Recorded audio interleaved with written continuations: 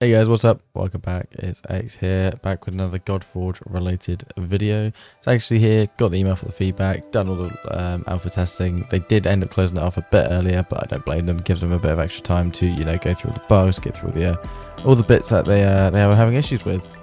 So, just going through the Alpha Wave 1 end survey. So I am a bit delayed. I'm going to be completely honest. So I'm going to be able to. I'm just going to go through and do this as quick as I can. Now, I am just going to cover up this screen, so I'm going to jump to the next. Here we are. So we've got the next section now. So as we go through, overall, how satisfied are you with Godforge? Very. I love the content. I love the game. There's very much improvements to be made, which I'm not going to overshine with them with all the good points from the game. It is a brand new game. Still a lot of stuff to be done. And it's just a case of, little quirks. Maybe it's just even my personal preference. Some people might like some stuff, the things that I don't like. But overall, very, very, very happy with the game. Recommend Godforge to a friend. I'm giving you guys a link in every video. I'm trying to get people to play the game. So it's very much, very likely to try and get people in the game. Do you intend to play one? Yes, of course I do. I've got a couple of friends joining on Wave 2 as well.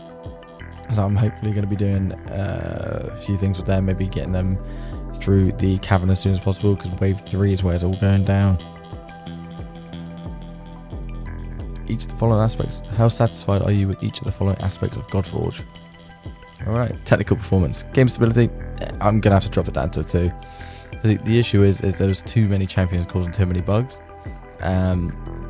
Which, in all fairness, I guess it kind of comes down to the heroes themselves. But also, there was a lot of memory leaks, there was a lot of crashing. Not necessarily crashing, but freezing, which then you'd have to close the game to be able to actually play it, so I'll class that as a crash.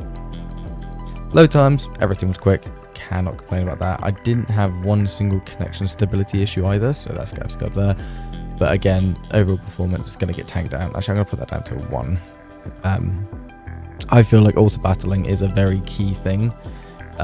So having that as a feature within the game, but then having it cause a lot of issues, and even certain champion's abilities like retaliate causing a massive issue with the game times and timing, should I say. I feel like that's got to be up there. Yes, hero art, loved every single person. Boss art, loved all of them. They're very detailed, very not boring to look at, to say. The combat animations effects, I did see a few issues with them. Obviously some visual bugs going on. There is some things which I think, in all fairness, it might have just been the fact of the viewing. So I played 90% or 99% of my game in 3 quarters. The defense one, when you're doing for like screenshot runs or picture perfect runs, that sort of thing, I would use for. But when it comes down to actually doing gameplay with it, it was too jumpy. That is actually one of the feedbacks I believe I left as well. User interface is gonna have to be 1. It's just a personal opinion, but there is a lot which can be moved around. Which another bit of feedback I left, which was separate out the hero leveling and upgrading from the hero section, and possibly even the ascension and skills. I think Raid's got it right on the money there, where having it in a separate section, so not having such a cluttered menu. I think that is probably the way to go with this one. But all in all, I'll bring it up to 2. I do like a lot of the things, like the gear screens and upgrading like that. So I'll bring that up to 2. Fun factor, top. Daily gameplay loop, right at top. Difficulty curve, I'm gonna bring that down a little bit.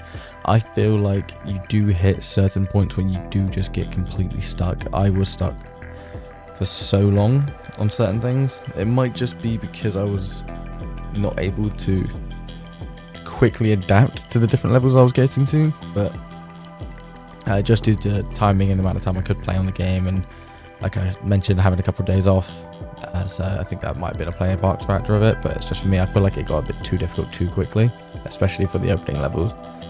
But as for fun factor, I loved playing the game. A daily gameplay loop, I didn't feel like I had to play manually, especially for so long.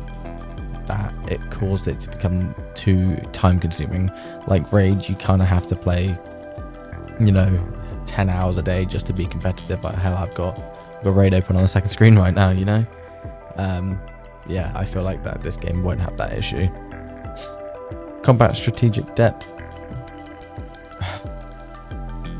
I'm going to give these both a 4. I feel like there's room for improvement on both, but as a whole it is very good. They have done very good with combat setup. Hero progression system, I do like the way that everything's set up. Again, just splitting out the UI a little bit would maybe help it a little bit. The weapon and equipment, so I actually find, I'm going to put that down to 3. I'm not here nor there about it.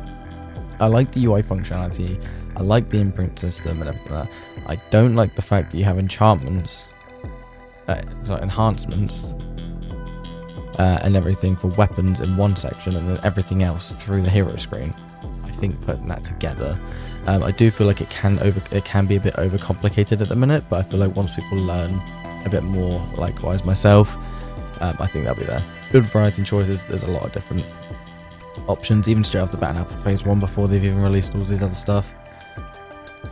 Boss encounters and mechanics, love it. I don't feel like any boss is any harder than the next. I feel like they're all fairly equal with their own quirks, albeit there's a couple bugs, like the constant revival and not being able to win without certain things in certain levels, but we'll come back to that probably in a later video if we do come back to it. How often do you experiment with hero combinations and squad compositions? I very frequently do. I do try to find if I can min-max and speedrun a lot of them, so especially when I'm rebattling, I don't care if one of them dies, I just care about how quickly I can get the run done, especially in a rebattle. Compared to other squad RPGs, Raid Shadow Legends, how do you feel about Godforge's level of customization? I feel like it has more customization and different things like that, and I do like that side. It is pushing on the edge of overwhelming, but I'm not going to put it as that because I do, it's just a learning curve for all. And as you can see here, which camera was you prefer using combat for cause? That's it pretty much. Did you complete stage 150? No. Were you trying to compete on the leaderboard? Yes, I was very much a lot of the time trying to get onto the leaderboard.